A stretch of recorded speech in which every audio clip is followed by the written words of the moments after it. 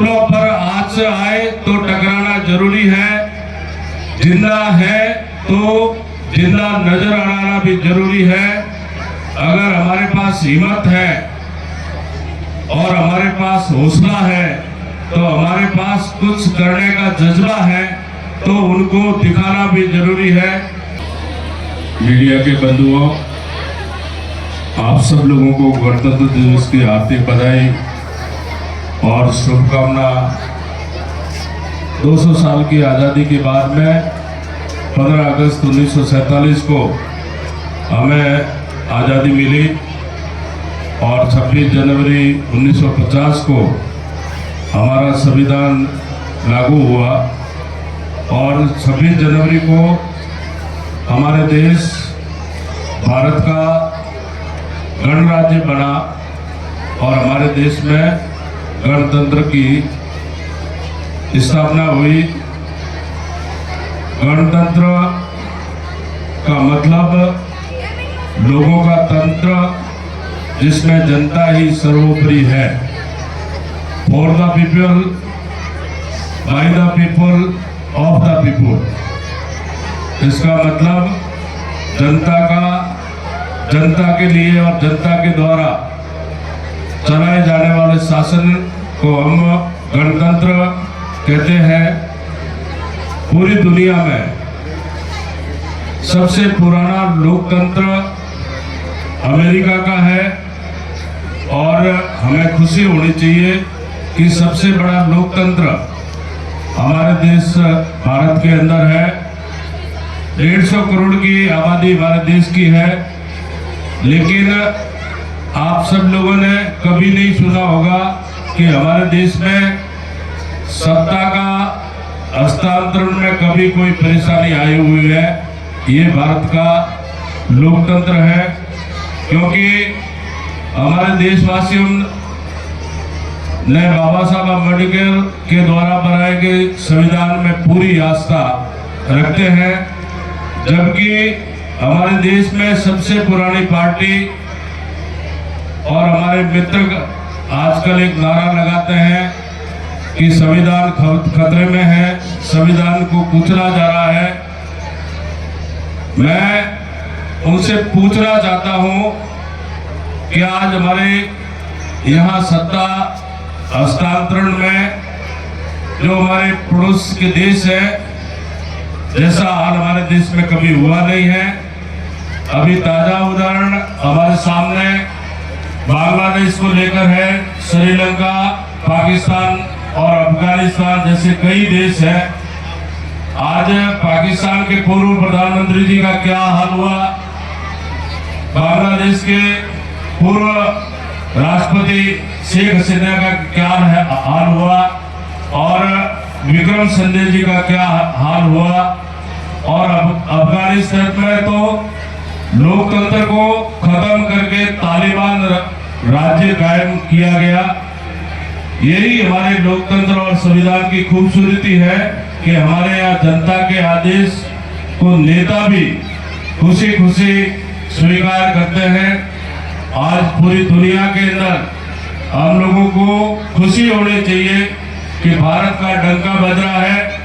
America हो, रूस, Britain, Germany, France और ऑस्ट्रेलिया जैसे विकसित देश भारत के लोकप्रिय प्रधानमंत्री जी नरेंद्र भाई मोदी जी के स्वागत में पलक पावड़े बिछाकर खड़े रहते हैं। ये भारत की ताकत है, ये मैं खुद खुशी होनी चाहिए।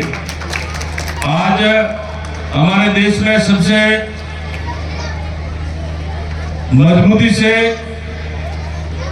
बात रखते हैं, पूरी दुनिया भारत की बात सुनती है। आज हमें खुशी होनी चाहिए कि भारत विश्व की 5वीं बड़ी अर्थव्यवस्था बढ़ने जा रही है। डिफेंस के मामले में आज भारत आत्मनिर्भर है और हमारे यहाँ के रक्षा उपकरण आज हम विदेशों को निर्यात कर रहे हैं। ये हमारे लिए खुशी की बात है। संयुक्त राष्ट्र में सिक्योरिटी काउंसिल में हमारी स्थायी सदस्यता मिलना हमारे देश के लिए गौरव की बात है और भारत की ताकत और हमें गर्व होना चाहिए कि बड़ी है।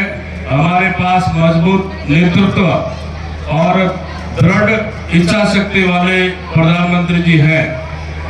मशहूर शायर वसीम बरेलवी जी ने कहा था कि अचूलों पर आँच न आए तो टकराना जरूरी है, असूलों पर आँच आए तो टकराना जरूरी है, जिंदा है तो जिंदा नजर आना भी जरूरी है।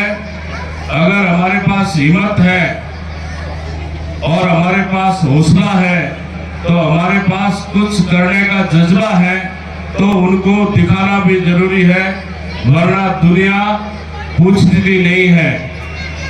आज हमारे देश की छवि दुनिया में प्रभावशाली बनी है और 1978 में परमाणु विस्फोट करके हमारे पूर्व प्रधानमंत्री आदरणीय वाजपेयी जी ने पूरी दुनिया को बताया कि भारत किसी से कम नहीं है।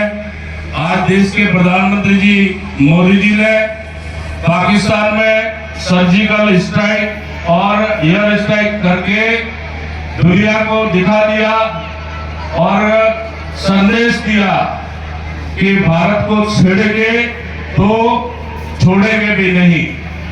और 2023 से आप सब लोगों के आशीर्वाद से राजस्थान में भारतीय जनता पार्टी की सरकार बनी। हमारे राजस्थान के यशस्वी मुख्यमंत्री आदरणीय भजनलाल जी ने 1 साल के अंदर कई ऐतिहासिक कार्य भी किए। राजस्थान के 13 जिलों के अंदर ERCP परियोजना को पंख लगा दिए और इन 13 जिलों के अंदर करीब पानी भी ड्रिंकिंग पीने का मिलेगा और खेती भी मिलेगी।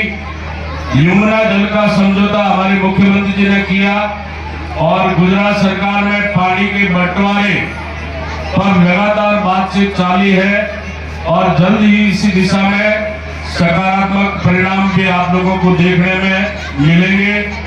पहले ही साल में इन्वेस्टमेंट समिट कराकर निवेश को धरातल पर लाने का काम भी मुख्यमंत्री जी ने किया है। ऐसे बहुत से काम हैं जो धरातल पर आपको देखने को मिलेंगे। अंत में मैं आप सभी लोगों को गणतंत्र दिवस के बहुत सारी बधाई और शुभकामनाएं देना चाहूंगा। जो यहाँ से सम्मानित हुए हैं, चाहे हमारे अधिकारी हो, कर्मचारी हो और भामाशाह हैं, उन सभी से निवेदन करूंगा कि आपके कार्य क्षेत्र में आप और अच्छा काम करें। जो हमारे दूसरे डिपार्टमेंट के कर्मचारी हैं, उनसे भी मैं निवेदन करूंगा कि आप भी अपने अपने विभागों के अंदर जो यहाँ से सम्मानित हुए उनसे प्रेरणा लेकर अच्छा काम करें। यही मैं आप सब लोगों को निवेदन करना चाहता हूँ। बोलो भारत माता की।